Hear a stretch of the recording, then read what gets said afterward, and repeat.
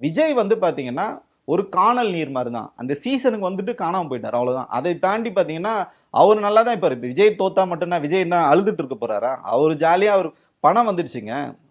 இந்த ஒரு வருஷத்துல இந்த 2 வருஷத்துல அரசியல் கட்சி ஆரம்பிச்சு கடந்த 20-25 வருஷமா அவர் என்ன சம்பாதிச்சாரோ அதை விட 10 மடங்கு அதிகமா சம்பாதிச்சிட்டாரு விஜய் இந்த இந்த எலெக்ஷன் 2 வச்சு. வருஷத்துல. ஆமா எலெக்ஷன் வச்சு ஓகே. சம்பாதிச்சிருக்காரு. ம். நான் தான் ஏற்கனவே நம்ம பேசியிருக்கோம். பாஜக இருந்து ஆட்சிக்கு வந்தா தானே சம்பாதிக்க முடியும். அதுக்குள்ளேயேவா அது வந்து சம்பாதிச்சாரு? பாத்தீங்கன்னா மித்த பிற கட்சிகளுக்கு தான். இவருக்கு தாவேகா பாத்தீங்கன்னா யாரு நீங்க எதிரின்னு சொல்லுவீங்க, கொள்கை எதிரின்னு சொல்லுவீங்க, அவங்களோட கூட்டணி வச்சு பணம் வாங்குறாங்க பிஜேபி கிட்ட. இந்த பக்கம் பாத்தீங்கன்னா அதிமுகவோட நிறைய வந்து சாக்ரிஃபைஸ் பண்ணிட்டு அந்த பக்கம் வந்து காசு வாங்குறாங்க.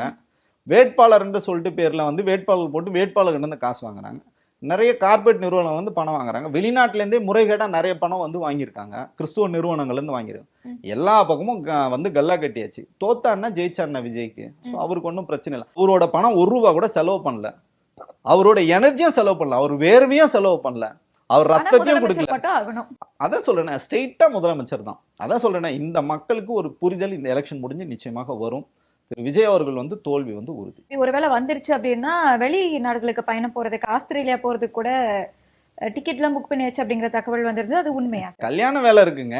அதாவது நம்ம ஏற்கனவே சொல்லியிருக்கோமே. இப்ப என்ன ஆயிடுச்சுன்னா ஏப்ரல் 20ஆம் தேதி வந்திருந்தா மேலே மேரேஜ் வந்து பிளான் இருந்தது. இப்போ ஜூன் 15 வரைக்கும் அவர் வந்து வெயிட் பண்ணி ஆகணும். ஜூன் அந்த 15 கேஸ் போயிட்டு இருக்கு. கேஸ் போயிட்டு இருக்கிறதுனால ஜூன் முடிஞ்சதுக்கு அப்புறம் அண்ணன் வந்து கல்யாண மூட்ல போயிடுவாரு. அதுக்கப்புறம் ஹனிமூன் மூடுக்கு வந்து அண்ணன் போயிடுவாரு.